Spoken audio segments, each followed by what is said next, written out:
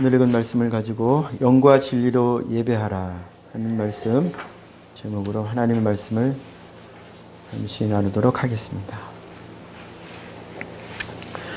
오늘 장면은 어떤 상황에서 이루어지는 말씀이냐면 우리가 읽지 않은 앞부분이 있습니다. 예수님께서 제자들과 사마리아 땅을 지나가시면서 제자들은 먹을 것을 구하러 마을로 들어가고 예수님께서 우물가 홀로 남아 계셨을 때에 일어난 일이에요. 그래서 이제 어떤 여인과 만나서 이제 그 여인과 이렇게 얘기를 하시는 와중에서 된 내용입니다. 자,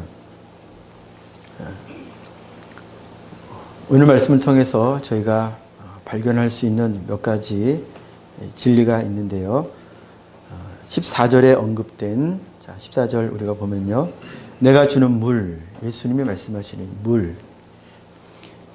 예수님이 주시는 물은 이 물을 마시는 자는 영원히 목마르지 아니하리니 내가 주는 물은 그 속에서 영생하도록 솟아나는 샘물이 되리라.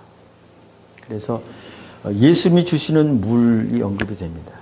제가 새벽에 말씀드렸습니다. 요한복음 3장 다룰 때 3장 5절에서 우리가 거듭날 때 예수님이 뭐라고 하셨죠?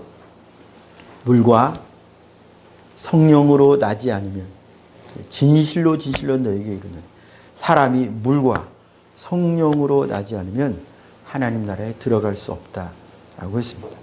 그래서 이 물에 대한 몇 가지 해석이 있는데요. 그 중에 한 가지를 말씀을 드리겠습니다. 이제 어떤 분들이 그럴 수 있어요. 왜 성경 말씀 해석이 여러 가지입니까? 진리면은 하나만 있는 거 아니에요? 그렇게 말씀하실 수 있는데 저는 성경 말씀에 여러 가지 여러 가지 해석이 있다는 것을 믿습니다. 전 그렇게 생각을 합니다. 같은 말씀으로 어떤 분에게는 이렇게 다가오는 말씀이 있고요. 같은 말씀으로 어떤 분에게는 이게 적용이 돼서 한번 재해석이 돼서 그 다음에 다가오는 말씀이 있고요. 그렇게 일러주시는 말씀이 있고요. 어떤 분에게는 그 말씀이 그냥 문자 그대로 사실 관용적인 표현으로는 그런 뜻이 아닌데 성경 내에서의 문법적인 어법적인 관용적인 해석으로는 전혀 그 뜻이 아닌데 그러나 문자 그대로 사용하셔서 하나님이 누구에게 말씀하실 수도 있어요. 저는 그래서 성경의 해석은 물론 이단적이면 안 되지만 어떤 선은 분명히 있어야 하겠지만 하나님께서 이 말씀을 각 사람에게 필요한 대로 조금씩 모양을 바꿔가시면서 사용하신다라고 하는 것을 저는 그렇게 생각을 합니다. 그래서 또 우리가 교단이 나눠져 있는 이유도 그렇죠. 교단이 많이 나눠져 있는 이유가 어떤 말씀에 대한 해석을 우리는 이렇게, 나는 이렇게, 그래, 나도 그렇게 그런 사람들이 뭐예요? 근데 어떤 사람, 난 이렇게 해석 안 하는데 난 이렇게 또 이 사람에게 동의하는 사람들이 또 많이 모입니다. 제가 볼 때 교단이 이런 식으로 나뉘어진 것 같아요. 어떤 말씀에 대한 해석을 우린 이렇게 한다, 우린 이렇게 한다, 우린 이렇게 한다. 그런데 다 보니까 예수 믿는 사람이에요. 개인적으로는 이런 상황이 좀 안타깝습니다. 하나님 나라 가면 다 서로 얼굴 보고 그 말씀이 그런 말씀이었습니까? 라고 할 수도 있겠지만 어쩌면 예수님이 그렇게도 할 수 있고 이렇게도 할 수 있고 예수님이 그렇게도 말씀하실 것 같다는 거예요. 제 생각에는. 하나님 나라 가서 이 말씀 가지고 우리가 왜 싸웠나? 쉽지 않을까 그런 생각을 합니다. 그래서 이 물에 대해서 제가 오늘 이 해석에 대해서 동의하지 않으실 수도 있어요. 그러면 이제 이런 해석도 있구나 이렇게 해석 중에 하나로 받아들여 주시면 됩니다. 물과 성령으로 거듭난다 할 때 그 물은 오늘 말씀하신 이 4장에서 저는 자세히 언급된다고 저는 그렇게 이해했어요. 물과 성령으로 거듭난다 하실 때 그 물을 세례로 보시는 분들도 있어요. 그런데 저는 그렇게 보실 수도 있겠다라고 하지만 그러나 세례로 보면 좀 여러 가지 특히 제가 이제 동의할 수 없는 부분들이 생기는데 그걸 세례로 볼 때에는 그럼 세례 받지 않으면 구원받지 못한다는 얘기인데 강도는 어떻게 되냐 이거예요. 예수님 한편에 있었던 강도는 어떻게 되는 거예요? 그 사람은 물세를 받지 않았어요. 그러면 이제 거기에 대한 또 특별한 해석이 붙어야 됩니다. 있겠죠. 그리고 오늘날도 그럴 수 있어요. 병상에서 권면을 하고 죽기 직전에, 임종 직전에 그때 예수님 영접하는 분들이 있어요. 저는 그분이 그 고백이 진실하면 분명히 하나님 나라 간다고 저는 믿어요. 그래서 물세례는 아니지 않나. 이게 제 생각입니다. 물과 성령으로 거듭난다 할 때 그 물은 요한복음 내에서 해석이 돼야 됩니다. 1차적으로. 요한복음에서는 예수님이 물이라고 말씀하실 때, 그리고 이제 요한 1서, 2서, 3서도 있는데, 요한복음에서 물에 관하여 비교적 조금 자세하게 나온 부분이 여기에요. 4장부터예요. 그리고 이 물의 분명한 다른 의미에, 거기는 이제 해석의 여지가 없이 7장에 또 물에 대해서 말씀하실 때 거기에서는 분명히 성령이라고 딱 한정을 하십니다. 그런데 3장에서 물과 성령을 할 때는 여기에는 해석의 여지가 있는 거예요. 그러니까 우리가 좀 넓은 마음으로 다른 분들, 다른 예수 믿는 사람 다 하나님 안에서 한 자녀입니다. 그거 가지고 당신이 틀렸네. 틀리면 어때요? 틀릴 수도 있어요. 우리가 신앙생활하면서 우리 가정에서도 이제 막 응애하고 태어났어요. 어린아이가 뭘 많이 알겠어요. 어린아이는 거의 다 틀려요. 어른의 기준으로 보면 먹는 거, 입는 거, 배설하는 거 다 틀렸어요. 다 틀렸어요. 그러나 어린아이기 때문에 다 수용을 하고 자라가도록 양육을 하죠. 사랑을 줍니다. 마찬가지입니다. 진리를 깨닫는 것도요. 성령이 알려주시지 않으면 우리는 알 수가 없어요. 그러면 누구의 깨달음이 성령의 가르침인지 우리가 어떻게, 성령이 눈으로 보이게 임하시는 분이 아닌데. 그러니까 우리는 믿어주는 거예요. 주님의 말씀처럼 사랑은 믿어주는 거예요. 그리고 기다리는 거예요. 바라는 거예요. 내가 진리에 서기를 바라는 만큼 그 사람이 확실히 잘못된 해석에 서 있다? 그러면은 옳은 해석으로 돌아오도록 기다려주고 권면은 해줄 수 있어요. 권면해주는 건 주님의 가르치심이니까. 권면해주고 기도해주고. 그리고 같은 부분이 있잖아요. 거기에서 하나 되면 되죠. 뭐하러 굳이 해석이 다른데 그거를 가지고 그 사람 앞에 들이밀고 그 사람은 또 내 앞에 들이밀어서 하나됨을 방해할 이유가 뭐가 있느냐. 제 생각입니다. 부족한 저의 생각이에요. 그래서 우리가 하나님 나라 가면 다 교단 없을 것인데 장로교로 모일 거예요. 감리교로 모일 거예요. 없습니다. 다 예수님 안에서 만날 거예요. 그래서 우리가 좀 여지를 두고 넓은 마음으로 대하자. 그래서 어쨌든 이 말씀에 대하여 궁금해하실 분들도 계시니까 여러 찾아보시고요. 또 오늘 이 말씀도 한번 참고해 주세요. 이 물은 예수님이 주시는 물과 물과 성령이 아니면 거듭날 수 없다. 거듭나야만 한다. 하는 이 물은 진리의 말씀이라고 저는 생각을 합니다. 자, 거듭남과 구원과 믿음은 하나죠. 다시 한번 짚어보겠습니다. 거듭나는 것은 진리의 말씀이 들려지고 그 말씀을 믿을 때, 자, 믿음과 진리의 말씀, 이것이 동시에 일어날 때 거듭나는 거죠. 맞습니다. 이거는 저를 의심하지 않으셔도 돼요. 거듭나는 것은 반드시 진리의 말씀, 로마서 10장 10절 말씀에도 있잖아요. 믿음은 들음에서 나고 들음은 그리스도의 말씀으로 말미암는다고요. 그러니까 여기서 그리스도의 말씀은 성령이 역사하시는 말씀이에요. 왜 성령이 역사하시는 말씀이냐? 진리의 말씀과 성령은 하나로 움직이시는데, 자, 저희가 예를 들어 보겠습니다. 예수님도 마찬가지예요. 예수님도 아버지께서 명하신 대로 유대인들이나 택하신 백성들이나 가리지 않고 똑같이 말씀해 주셨어요. 그러나 제자들은 예수님께 와서 못 깨달았으면 예수님께 와서 깨달음을 얻고 그 말씀을 이해하게 됩니다. 그런데 바리새인들이든지 이들은 성경을 잘 안다고 했지만 예수님께서 이들에 대한 성경 이해를 어떻게 평가하셨냐면 너희는 성경도 모르고 하나님의 능력도 모른다고 평가하셨잖아요. 그러니까 기록된 성경을 문자적으로 우리가 이해하고 문법적으로 이해하는 것은 성경을 아는 것이다, 모르는 것이다, 모르는 것이다. 이것은 하나님 나라에 있어서는 이것은 성경을 안다고 말할 수가 없어요. 반드시 성령을 통해서 성경이 내 마음에 와 닿고 내가 마음으로 성경 말씀을 붙잡는, 즉 성경 말씀에 예수 그리스도께서 예수가 그리스도시다. 성경에 예수가 너의 주다.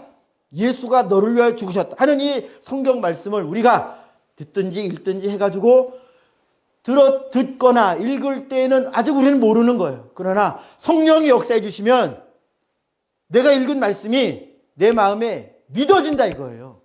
성령이 역사해 주시면 내가 들은 말씀이 믿어진다 이거예요. 그런데 성령이 역사해 주지 않으시면, 물론 하나님의 자녀도 마찬가지예요. 하나님의 자녀를 분명히 거듭났음에도 불구하고 성경을 쭉 읽다가 이게 진짜로 되었을까 싶은 생각이 들 때 있어요. 내가 성경을 의심했네. 나는 하나님의 자녀가 아닌가? 내게는 성령이 안 계신가? 아니요. 그렇게 생각하지 마시고요. 아직 알려주시지 않으시는가 보다. 아까 가정의 예를 들어드렸죠. 어린아이가 자라면 배움의 단계가 있습니다. 성장, 육신이 성장하듯 이 마음도 정신도 성장하는 이 배움의 단계를 거쳐서 계속 배우고 계속 듣고 그래야 아이가 크면서 정상적인 이 사회인이 됩니다. 아무 말도 안 알려주면요, 그냥 먹이기만 하고 입히기만 하면요, 이 사람은 온전한 인격체로 성장할 수 없어요. 사회인이 될 수 없어요. 절대 섞일 수 없습니다. 들어야 돼요. 계속 들어야 돼요. 말을 들어야 되고요. 가르침을 들어야 되고요. 눈으로 봐야 되고요. 마찬가지로 주님 나라도 마찬가지입니다. 예수 믿었어요. 예수 믿었는데 성경을 읽다 보니까 성경의 하나님 말씀을 믿었어요. 믿었지만 이해가 안 되는 장면들이 나타날 수 있다는 거예요. 그러면 주님의 말씀이 기록한 대로, 예수님 제가 이 말씀이 이해가 안 돼요. 솔직히 이런 일이 있을까 싶어요. 주님 제가 이 말씀을 이해하고 믿을 수 있도록 도와주세요. 믿음이 중요해요. 기도를 하면 하나님의 자녀는 이 기도가 진실한 기도이기 때문에, 하나님의 자녀라면 이 기도가 진실한 기도예요.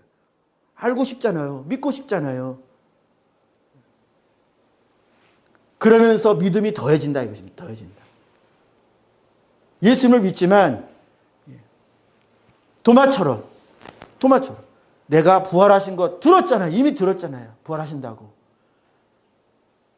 여자들이 와서 얘기했고 자기 동료 제자들도 얘기했잖아요. 근데 안 믿어진다. 안 믿어진다. 그런데 예수님이 도마에게 믿음을 주시기 위하여 나타나시고 만져보게 해주셨잖아요.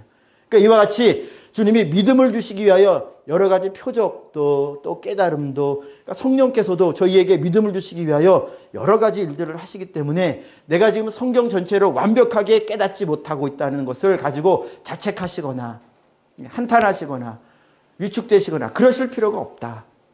이건 성장에 관한 일입니다. 성장. 우리가 믿음이 자란다, 주님을 더 잘 알아간다 할수록 성경이 계속 더 보여요.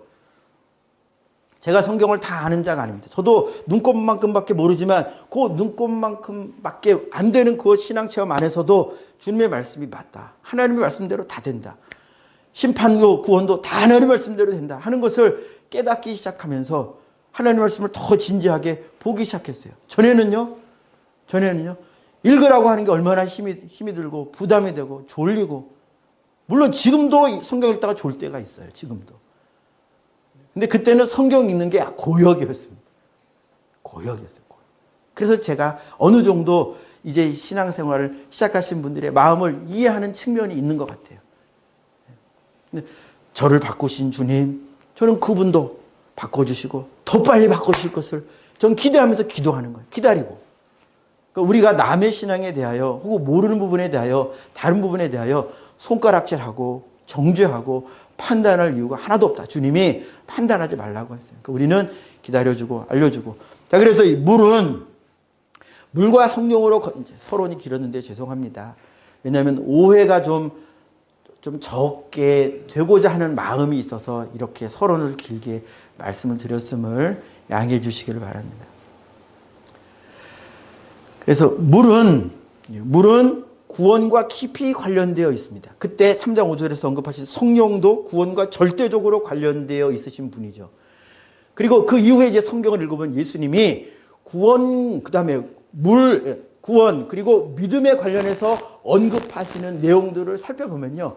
구원, 영생, 그리고 물을 언급하실 때 때로는 뒤에 나오면 이제 떡, 양식 이런 것도 언급을 하세요. 그러면 우리는 알 수 있습니다. 뭘 알 수 있냐면 예수님이 애초에 구원을 처음 언급하시는 3장에서 말씀하셨던 물과 성령으로 거듭는다 했을 때 여기서 물과 성령이 그 다음에 4장, 5장, 6장, 7장, 그 다음에 17장 계속 이어가면서 주님이 구원과 믿음과 관련된 다른 표현들을 계속 사용하셔요. 그 다른 표현들이 물과 성령과 하나라고 하는 걸 우리가 알 수가 있다는 거예요. 표현만 달리했을 뿐이지 성령을 언급했을 때는 성령이요. 성령은 성령이다. 그런데 다른 표현들을 사용하실 때가 있어요.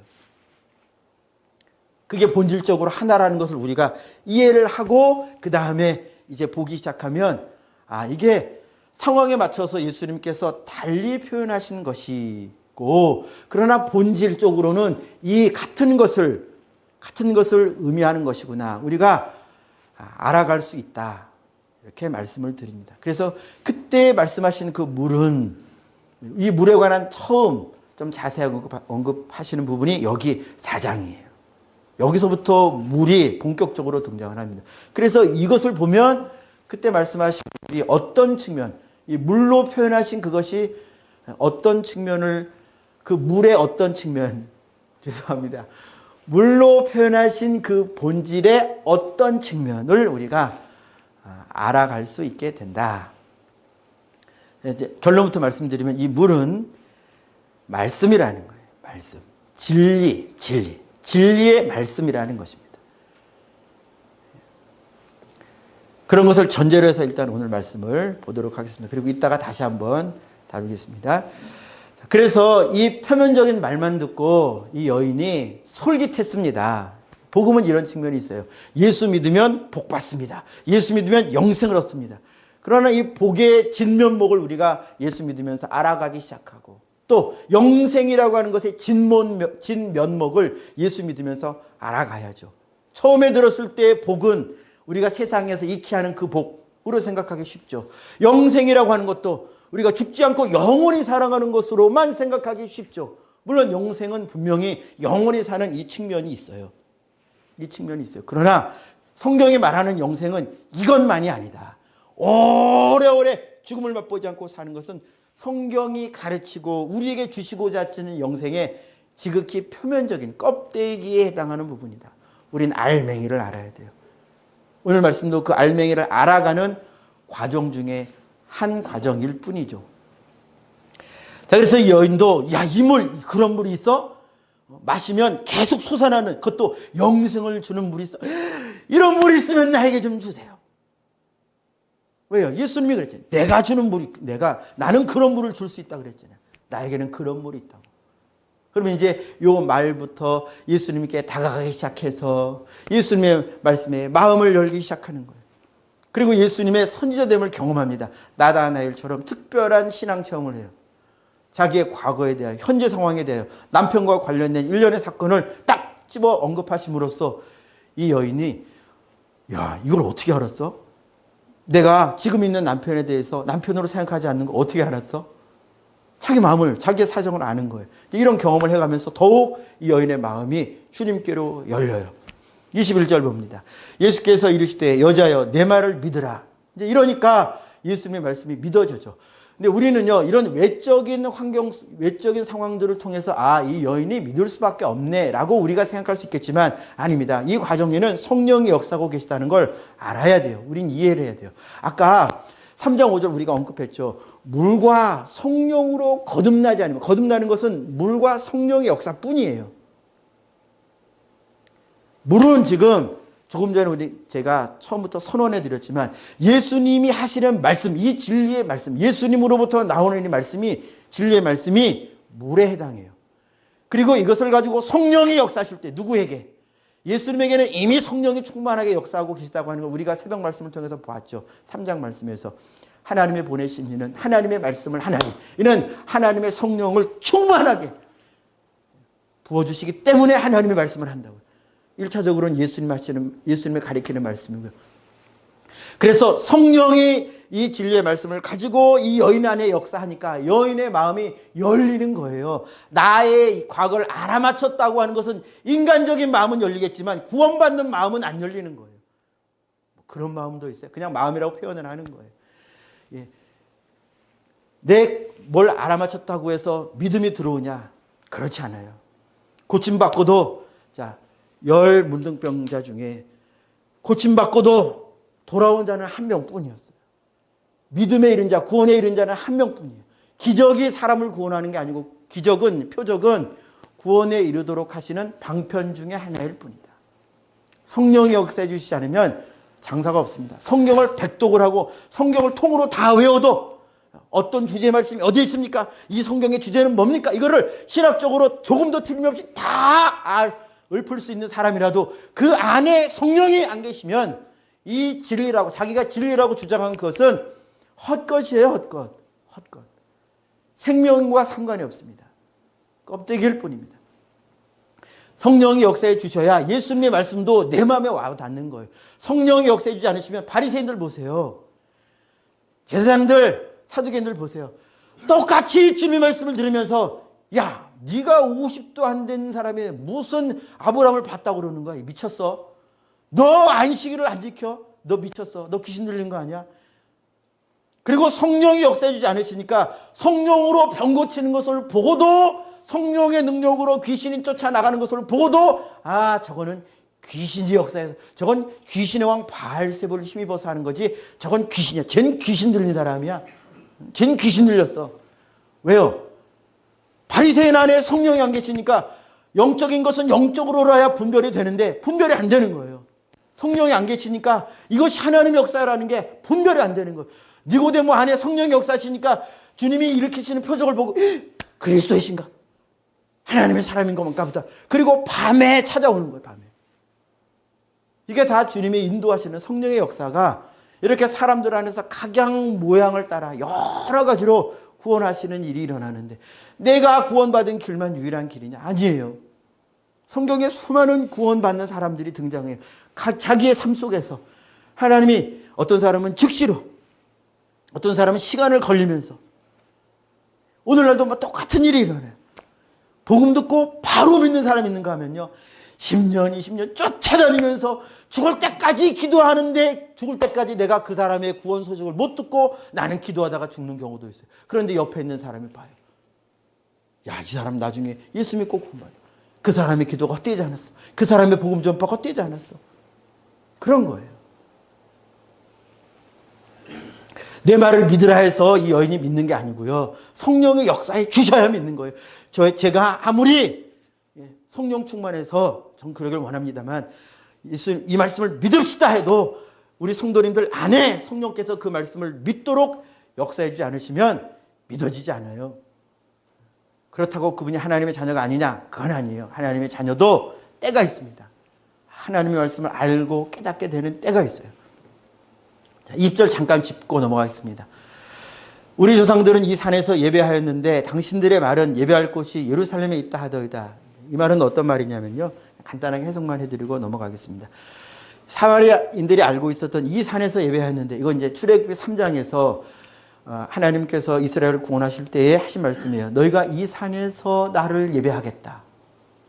그래서 그 하나님의 산, 호렙산을 가리키는 거예요. 그런데 이제 뒤에 당신들의 말은 예배할 곳이 예루살렘에 있다 하더이다. 자, 이것은 예루살렘, 솔로몬 때 예루살렘의 성전이 지어집니다. 예루살렘은 산이에요, 산지. 예루살렘이 산입니다. 거기에 하나님의 성전을 짓고 예루살렘 성전이 지어진 이후에는요, 예배의 곳이 딱 한정됩니다. 어디로? 예루살렘으로 딱 한정이 돼요. 그래서 그 이외에 있는 산당 이런 곳은 다 이제 예배의 올바른 처소로 인정되지 않고요. 예루살렘만 올바른 예배의 처소로서 인정됩니다. 언제? 예루살렘의 솔로몬 성전이 지어진 그때로부터. 그래서 유대인들은 이 예루살렘 성전을 예배의 곳으로 딱 한정을 해요. 그래서 이 여인이 이렇게 말하는 거예요. 여러분, 당신들은, 유대인들은 예루살렘에 예배할 곳이 있다고. 예. 그렇게 유대인들은 이야기하는 거예요. 그 상황을 가리키는 것입니다. 자, 넘어가겠습니다. 22절, 23절 우리 같이 읽습니다. 시작. 너희는 알지 못하는 것을 예배하고 우리는 아는 것을 예배하노니 이는 구원이 유대인에게서 남이라. 아버지께 참되게 예배하는 자들은 영과 진리로 예배할 때가 오나니 곧 이때라. 아버지께서는 자기에게 이렇게 예배하는 자들을 찾으시느니라. 아멘. 영과 진리로 예배할 때가 온다. 이거는 오고 있다라고 하는 말씀이에요. 오고 있다고 하는 말씀은 왔다라고 하는 말씀으로도 우리가 볼 수 있어요. 왜냐? 예수님이 참 예배자예요. 아버지께 대하여 완벽한 예배자가 예수님입니다. 우리는 예수님을 보고 참 예배자가 어떤 사람인지, 어떤 삶을 사는 것인지를 알 수 있어요. 그러니까 예수님을 보고 있는 이 사실만으로도 참 예배의 어떤 것을 볼 수 있지만은, 그러나 이 여인은, 그리고 우리는 예수님을 본다고 해서 예배의 모든 것을 딱 꿰뚫을 만한 그런 은혜는 받고 있지 못하다. 배워야 돼요. 말씀을 통해서 배우는 것입니다. 성령께서 일러주실 것인데, 자, 영과 진리로 예배한다. 이게 진짜 예배라는 거예요. 주님이. 하나님은 이렇게 영과 진리로 예배하는 자들을 찾으신다고 했어요. 그런데 오묘한 표현이 등장합니다. 영과 진리로 예배하는 때는 언제냐? 23절 중간에 보니까 영과 진리로 예배할 때가 오나니 곧 언제라고요? 이때라. 이때라. 이때라고 해석이 된 헬라어 닌은요, 이제 뭐 여러 가지 의미가 있습니다만 주로 지금, 현재라고 하는 의미로 성경에서 해석이 됩니다. 그러니까 이렇게도 해석할 수 있는 거예요. 영과 진리로 예배할 때가 오나니 곧 지금이다. 저 여러분들이 지금 내가 내일 예배해야지. 주일이 다음 주니까 내가 다음 주 예배해야지. 그렇게 생각할 수 있겠지만 예배 때는요, 항상이에요. 지금이기 때문에 항상인 거예요. 어떻게 예배를 드려야 항상 우리가 예배당에 모여야 예배를 드리죠? 아닌 거예요. 예수님이 말씀하신 참 예배는 예배당에 모여서 이 산이냐 예루살렘 성전이냐 이 장소의 문제가 아니라는 거예요. 예수님이 지금 참 예배에 관해서 말씀하실 때 장소에 국한받지 않는 예배가 있다는 거예요. 그래서 로마서 12장 1절 2절에 이 참 예배에 관하여 우리가 마땅히 드려야 하는 예배, 그리스도인들이 마땅히 드려야 하는 예배에 관하여 이렇게 풀어서 설명하는 말씀이기도 한데요. 제가 읽어드리겠습니다. 그러므로 형제들아, 내가 하나님의 모든 자비하심으로 너희를 권하노니 너희 몸을 하나님이 기뻐하시는 거룩한 산 제물로 드리라. 이는 너희가 드릴 영적 예배니라. 영적 예배니라. 이건 이제 마땅한 예배라는 말씀이에요. 이 영적 예배, 마땅한 예배, 우리 그리스도인들이 드려야 할 마땅한 예배는 무엇이냐? 로마서 12장 2절 계속 읽어드립니다. 너희는 이 세대를 본받지 말고 이 세대를 따르지 않는 어떤 삶이 있다는 거예요. 아버지의 뜻을 따르는 삶이 있다는 거예요. 오직 마음을 새롭게 함으로 정욕에 물들어 있는 마음을 버려버리고 씻어버리고 날마다 말씀과 기도 가운데 씻어버리고 마음이 계속 새로워지는데, 이 새로움은 아까 찬양에도 말씀드렸죠. 하루하루가 늘 새로워. 이 새로운 것은요, 주님의 진리의 말씀을 붙들고 살아 그 말씀으로 채워지고 그분의 영으로, 그분의 인도하심으로, 그분의 사랑으로, 그분이 부어주시는 믿음으로 이 마음이 채워져지는, 이 마음이 새 마음이에요. 새 마음. 그리스도 안에서 계속 새롭게 되는 마음. 마음을 새롭게 함으로 변화를 받아. 변화의 방향은 분명하죠. 예수님입니다. 마음은 그럼 뭘로 새롭게 되는 거예요? 요한복음 3장 5절 말씀과 결합해서 이 마음을 새롭게 하는 것은 물과 성령일 텐데요. 성령의 역사는 우리가 알 수가 없어요. 눈으로 보이게, 우리의 눈으로 보이는 분이 아니니까. 그러나 성령의 역사인지 우리가 분별할 수 있는 방법이 있어요. 이것도 부족하긴 합니다만, 그게 뭐냐? 성경 말씀을 대보면 되는 거예요. 성경 말씀을 따르면, 성경 말씀 안에 있으면 성령의 역사인 줄로 우리가 1차적으로 분별할 수가 있어요. 그러나 성경 말씀을 부인하고 성경 말씀을 거역하고 하면 이것은 성령의 역사인지 모르는 상황이요. 부인할 수 있어도 되는 상황이 되는 거예요. 주님의 말씀으로 변화를 받는 것이고요. 그 물로 변화를 받는 것이고요. 성령으로 변화를 받는 거예요.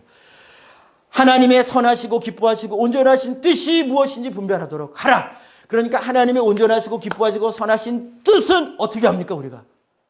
주님이 분별하라고 했는데 하나님의 뜻을 우리가 어떻게 알아요? 말씀으로 알잖아요. 기록된 말씀으로 알아요. 기록된 말씀으로. 누구의 주장으로 아는 게 아니고 누가 꿈꿨다고 하는 그 꿈으로 아는 게 아닙니다. 내가 천사를 만났어. 그의 그 영적 체험으로 우리가 아는 거 아니에요. 여러분, 보고 들은 자를 따라가면 안 돼요. 말씀을 따라가야 됩니다.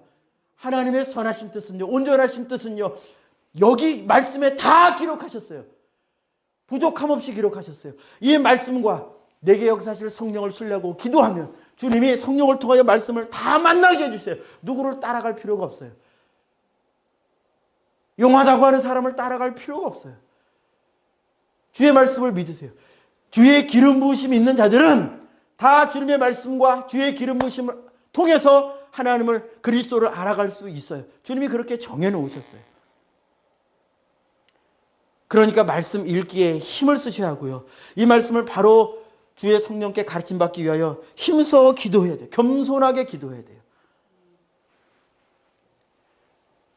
그래서 하나님의 선하신 뜻으로 우리 마음이 새롭게 돼요. 우리의 영혼이 새롭게 되고요. 삶이 새롭게 되는 것입니다. 이렇게 새롭게 하시는 힘으로 역사하시는 분이 성령이에요. 성령이 그래서 역사하지 않으시면 내가 성경 말씀대로 살아야지. 그래도 힘이 없기 때문에 하다가 딱 걸립니다. 안 되네. 못하는 거잖아. 이거 안 되는 거잖아. 안 되는 걸 나한테 시키시고 그래. 왜요? 내 힘으로 하니까 안 된다고 하는 게 한계 딱 부딪히는 거예요. 우리가 좋아하는 빌립보서 4장 13절 말씀. 내게 능력 주시는 자 안에서 내가 뭘 한다 그래요? 모든 것을 한다 그러죠. 하나님의 능력 주신 성령의 기름 부으심이 이걸 넘어가게 하신다 이거예요. 여러분들이 못한다고 했던 내가 원수를 어떻게 사랑해? 내가 어떻게 하루에 1시간을 기도해? 어떻게 2시간을 기도해? 어떻게 몇 시간을 기도해? 어떻게 내가 복음을 전해? 내가 어떻게 이렇게 이익되는 일을 포기하고 불이익이 되는 옳은 길을 선택하기 위해서 난 못해요. 맞아요. 여러분들은 못해요. 하지만 여러분들 안에 오신 그분이 역사하시면, 여러분들 안에서 역사하시면 그때 우리가 할 수 있게 된다 이거예요. 목숨 부여잡고 예수님 몰라요 했던 그들도 성령이 충만하니까 내 목숨 내던지고 예수 증거하는 길로 간다 이거예요. 간다. 자기가 결단했을 때 못 갔어요. 결단이 실제가 되게 하시는 성령이 오셔. 이거는 충만하게 오시는 걸 말하는 거예요. 충만을 말하는 것입니다. 그래서 영과 진리로 예배한다. 그때가 온다. 이것은 우리가 삶 속에서 하나님의 말씀을 순종해가는 그 순종의 삶이 바로 영과 진리로 예배하는 예배된 삶. 예배라는 거. 하나님이 찾으시는 예배는요, 바로 순종하는 자예요. 삶에서 당신의 말씀에 순종하는 이 사람을 찾으시는 거예요. 예배 시간은 제가 자주 강조하죠. 예배 시간은 이 순종을 엑기스처럼 모아놓은 거예요. 기도, 찬송, 말씀, 헌신, 드림이, 회개 이거를 쫙 1시간 안에 아주 그냥 모아놨어요. 그러니까 예배 시간만 따라가도 정신이 없죠. 우리 마음을 다해 찬양합시다. 마음을 다해 기도합시다. 우리 손을 들어 주님을 찬양합시다. 그러니까 내 마음이 이걸 따라가기 바빠요. 마음도 안 열렸는데 내가 어떻게 마음이 안 열리는데. 그러나 모아놨으니까 힘들어요. 주님은 우리의 예배는 항상 드릴 수 있는 것으로 알려주셨어요. 누구로 말미암아? 예수님으로 말미암아 알려주셨어요. 그 전에는 예배는 때가 있고 장소고 따로 있고 때도 정해져 있고 주일날 모여야 돼. 장소 자 예배당에 장소 어디에 이렇게 때가 정해져 있고 시간이 정해져 있는 것으로만 이전에 알았는데 새로운 차원의 예배가 하나님이 찾으시는 예배, 바라시는 예배가 있다. 이거 누가 알려주셨어요? 예수님이 알려주셨어요. 자 25절 26절 여자가 이르되 메시아 곧 그리스도라 하는 이가 오실 줄을 내가 아노니 그가 오시면 모든 것을 우리에게 알려주시리이다. 알려주고 있는데 지금 모르잖아요. 참 예배에 대해 알려주고 있는데 지금 여인은 아직 잘 모르고 있는 것 같지 않나요? 26절 예수께서 이르시되 너에게 말하는 내가 그라. 아, 이분인가 보다. 예, 말씀이, 진리의 말씀이 떨어지는 순간 받아들여지는 거예요. 말씀이, 진리의 말씀이 오기 전에는 예수님을 메시아로 알았어요, 몰랐어요? 몰랐어요. 내가 그라하는 그리스도로부터 말미암는 말씀이, 진리의 말씀이 떨어지니까 그때 아하 당신이군요 하는 마음에 받아들여짐이. 그러니까 물과 성령으로 거듭나는 이 거듭남은요, 진리의 말씀과 이 말씀을 가지고 일하시는 성령 역사가 를 말하는 것이다 하는 거예요. 그래서 우리는 항상 누구에게인가 복음을 전할 때는요, 교회 오세요는 사실상 복음은 아니에요. 안 와도 돼요. 예수 믿으세요를 말해줘야 돼요. 이 단순하고 짧은 이 말, 성령이 역사하시면 이 말이 그의 삶을 인도해낸다 이거예요. 우리가 선한 일을 하는 이유는 이 복음의 메시지를 그가 마음을 열고 듣도록 하기 위한 선행 작업일 뿐이에요. 필요해요. 이 선행은 정말 필요해요. 그러나 선행으로만은 아직이다. 예, 이끌어오는 일이 있을 수 있겠지만 아직이다. 반드시 내가 교회까지 어렵다면 내 입으로 복음을 전해야지. 그리고 기도하고 주님 제 말을 통해 사용해 주세요. 제 말을 써주세요. 제 말이 아니라 주님의 말씀이 되게 해주세요. 그리고 지나가는 말로라도 예수 믿고 천국 가야지. 반드시 진리의 말씀이 그의 귀에 들려줄 수 있도록 상황을 만들 수 있다 이것입니다. 그래서 내가 그다. 내가 메시아다. 이 말씀을 들을 때에 이 여인의 마음이 확 열리는 거예요. 그때 깨닫는 거예요. 이 메시아께서 하시는 일, 모든 것을 우리에게 알려주시리다. 여기에 우리가 오늘 발견할 수 있는 어떤 것이 있는데요.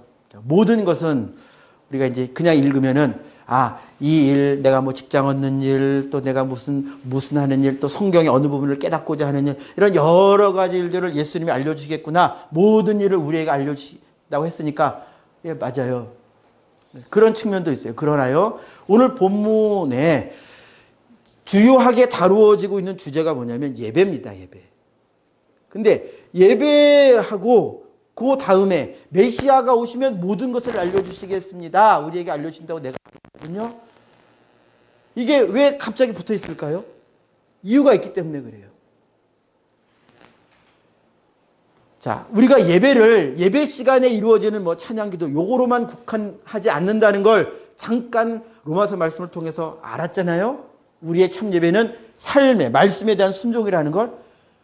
그렇다면 이제 이 모든 것이 연결이 되는 거예요. 우리가 하나님을 참으로 예배하는 삶, 그게 우리의 모든 것이에요. 다시 말씀드립니다. 우리는 내가 이것도 알고 싶고 저것도 알고 싶고 이거를 내가 모르고 있는데 주님이 이것을 예언자처럼 뭐 선지자처럼 점쟁이처럼 알게 해주시고 깨닫게 해주시고 가르쳐 주시고 이런 차원으로 우리가 모든 것을 생각하기 쉽겠지만, 자, 여인이 말한 걸 보세요. 메시아가 오셔서 메시아가 자기에 있는 모든 것을, 이 인간들이 알아야 할 모든 것을 알려주신다고 했을 때 인간의 욕심을 채워줄 것을 주시려고 하시겠어요? 아니면 인간을 구원할 구원의 지식과 구원의 사랑과 구원의 믿음과 구원의 소망을 주시려고 하시겠어요? 당연히 하나님에게 있는 걸 주시려고 하신다 이거예요. 이 하나님에 있는 것을 우리가 원해야 되는데 우리는 이걸 원하지 않고 자꾸 땅에 있는 돈을 원하고 땅에 있는 좋은 집 좋은 차를 원한다 이거예요. 이건 우리에게 모든 것이 아니고 아무것도 아닌 거예요. 이건 nothing이에요. 이건 땅에 있는 거는 아무것도 아닌 거예요. 그러나 주님께 있는 게 우리의 모든 것인 걸 우리가 모른다.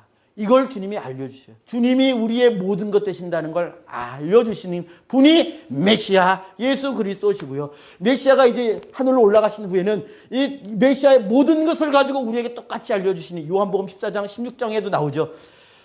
나의 것을 가지고 너희에게 알리시겠습니다. 성령이 우리를 하나님의 것으로, 그리스도께로, 우리의 생명으로, 우리의 참된 살아야 할 방향으로 인도해 주시는 분. 자, 우리의 삶이 예배여야 한다 그랬어요. 우리의 삶이 예배여야 한다고 그랬어요. 예배는 우리의 모든 것입니다. 우리가 삶 속에서 하나님의 말씀을 따라 사는 이것이 바로 우리가 모든 마음과 모든 뜻과 모든 정열을 다 투자하고 부어서 이루어 가야 할 그것, 주님을 예배하는 삶입니다. 주님을 예배하는 삶이 우리의 모든 것이에요. 이걸 예수님이 보여주시고 알려주시는 거예요. 예수님이 우리 안에 역사할수록, 성령이 역사할수록, 그래서 우리는 삶이 예배가 되는 거예요. 삶이 변화되는 거예요. 그분이 기뻐하시는 삶, 그분의 말씀을 따르는 삶으로 계속 변화되는 거예요. 이 변화를 누가 하시느냐? 누가 하시느냐? 예, 성령. 그리스도께서, 그리스도에 계신 성령께서, 성령을 통해 이러시는 예수님이 하신다 이것입니다. 말씀 마무리하겠습니다. 영과 진리로 하는 예배는 참 예배요. 이것은 항상 우리가 하나님께 드릴 수 있는 예배입니다. 항상 할 수 있는 예배예요. 그래서 주님이 항상 기뻐해라. 쉬지 말고 기도해라. 범사에 감사해라. 마음을 다해라. 목숨을 다해라. 뜻을 다해라. 그러니까 우리의 모든 삶에 우리가 눈 딱 뜨고 아침에 시작하는 그때로부터 우리의 예배는 시작이 되는 거예요. 그러니까 원망, 불평, 짜증, 신경질 아내에게, 남편에게, 자녀들에게, 누구에게 하지 마세요. 그건 예배의 삶이 아닙니다. 인간의 욕심과 정욕과 악한 것을 따르는 거기에 패배해서 사는 삶이에요. 그건 예배의 삶이 아니에요. 예배자의 삶은요, 오늘 일어나게 해주셔서 감사합니다. 오늘 내게 말씀해 주셔서 감사합니다. 내게 여전히 구원이 있음을 기뻐합니다. 내가 어려워도 주님을 신뢰합니다. 이런 게 예배자의 삶이죠. 이게 예배입니다. 아무쪼록 우리가 영, 성령이에요. 그리고 진리, 하나님의 말씀을 따라가도록 성령이 역사하시는 삶 안에 우리가 자꾸 지어져 가고 건축되어지면, 그러면 하나님이 그 사람을 통해서 영광을 받으시는 거예요. 이렇게 영광을 올려드리는 여러분들이 되시기를, 삶으로 주님을 예배하는 여러분들이 되시기를 축복합니다. 기도하겠습니다. 우리 합심해서 우리 이렇게 기도하기 원합니다. 예배 시간에 있는 내 마음이 내 모든 삶을 지배해 가도록, 예배 시간에 주께 드렸던 고백이 내 모든 시간 속에서 늘 주께 드려지는 고백이 되도록, 예배 시간에 내가 작정했던 이 마음이 나의 모든 삶 속에서도 동일하게 무너지지 않고 열매 맺어 가도록, 그렇게 주의 성령의 힘을 힘입어서 주의 진리의 말씀을 따라서 삶으로 주님을 예배하는 예배자 되게 하옵소서. 삶으로 주님을 예배하는 예배자 되게 하옵소서. 우리 주여 한번 외치고 기도하겠습니다. 주여, 주님은 영과 진리로 예배하는 그런 예배자를 찾으십니다. 이 예배는 우리가 항상 드릴 수 있는 예배인데, 주님은 이렇게 삶 속에서 모든 시간 속에서 주님을 영화롭게 해드리는 하나님의 자녀를 만들어 가십니다. 찾으십니다. 주님 찾으시는 그 한 사람 되게 하여 주옵소서. 주여, 내가 예배 시간에만 회개하는 것이 아니라 모든 삶 속에서 항상 예수님의 말씀을 향하여, 예수님께서 내게 원하시는 그 삶을 향하여, 예수님을 향하여 변화되어져 가는 그런 삶 만들어가게 하여 주옵소서. 내가 생각에서나 성품에서나 호불호에 있어서도 주님이 기뻐하시는 말을 따라갈 수 있도록 도와주시옵소서. 세상의 것 소유하고 세상의 것으로 만족하려고 하는 그 마음, 그 욕심 내려놓고 멀리하고 이제 주님으로 만족하기를 시작하고, 주님 주신 것이면은 고통마저도 기쁨과 감사가 될 수 있는, 고통마저도 감사의 제목이 될 수 있는 그런 믿음 되게 하여 주옵소서. 그리하여 예수님처럼 십자가에서 죽으시는 주님 모진 고난과 멸시를 매를 맞으시는 과정 속에서도 내가 구원해야 할 그 영혼이 보이는, 나의 사랑을 받아야 할 그 영혼이 보이는 그런 우리 되게 하여 주옵소서. 그리하여 나를 못살게 구는 자, 나를 공연히 힘들게 하는 자에 대하여 똑같이 원망하고 손가락질하고 불평하고 원수 갚는 것이 아니요, 그를 위하여 나는 죽어지고 복음을 전해주는 복음의 통로 될 수 있도록, 복의 통로 될 수 있도록 우리를 사용해 주시옵소서. 가정에서부터 내가 변하게 하옵소서. 주님, 직장에서부터 내가 변하게 하여 주시옵소서. 다른 사람이 나를 보든 안 보든 혼자 있는 공간에서부터 내가 변하게 하여 주옵소서.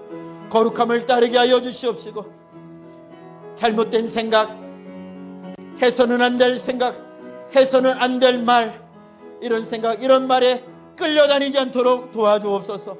항상 입술이 거룩하고 항상 마음이 거룩하고 삶도 거룩함을 향하여 가는 그렇게 삶으로 주님을 예배하는 저희 모두 되도록 주님 도와주옵소서. 주님을 예배함이 내 삶의 모든 목적이 되게 하옵소서. 주님을 영원롭게 해드리는 그 삶이 나의 바람이, 나의 소원이 되도록 주님 저희 가운데에 은혜 내려 주시옵소서. 그렇게 주를 따라가는 주의 자녀들에게 함께 하사 표적과 기사로 주님 살아계심을 경험케 하여 주시고, 주님 말씀을 읽을 때에, 들을 때에, 따라갈 때에 고난도 어려움도 괴로움도 경험하겠지만 넉넉히 이길 만한 큰 믿음과 하늘의 것을 소망하며 사는, 땅의 것을 소망하지 아니하고 또 주님 사랑 배워서 인간 수준의 사랑이 아니라 아무것도 아낌없이 다 내어줄 수 있는, 너의 구원이라면 나는 아무것도 아끼지 않고 다 내어줄 수 있는 그런 우리 모두 되도록 주님 은혜 내려 주시옵소서. 예수님의 이름으로 기도하옵나이다. 아멘. 좋으신 아버지 하나님, 우리를 당신의 모든 것 삼으셔서 우리 위하여 그 높은 보좌도 아끼지 아니하시고 그 생명도 아끼지 아니하시고 멸시당하는 것도 다 참으시고 참으로 목숨을 다하고 마음을 다하고 뜻을 다하여 우리를 사랑하신 것과 같이 우리도 하나님을 그와 같이 사랑하고 우리도 문영혼을 그렇게 사랑하라 말씀하셨으니 이 말씀을 순종해가는 삶으로 그렇게 변화되어져 가는 삶이 되어서 삶 속에서 주님을 예배하는 저희 모두 되도록 은혜 내려 주시옵소서. 가정에서 변화되어 삶, 가정에서, 직장에서, 친구들과의 관계 속에서도 주님 말씀 따라서 거룩함을 이루어가는 저희 되도록, 그렇게 저희의 삶은 주님을 예배하는 삶이 되도록 은혜 내려 주시고, 또한 구하옵나니 주의 백성들 또 집으로 돌아가고 삶의 현장으로 돌아갔을 때에도 이제 그것은 집으로 끝나지 않고 내 직장으로 끝나지 않고 내 삶의 현장으로 끝나지 않고 주님이 내게 주신 선교의 현장이요 하나님을 예배하는 예배의 현장이 될 수 있도록 저희 가운데 진리의 말씀 또한 성령으로 기름 부어 주시옵소서. 모든 영광, 모든 찬양, 모든 감사, 모든 기쁨 주님께만 올려드리옵고 예수님의 이름으로 기도하옵나이다.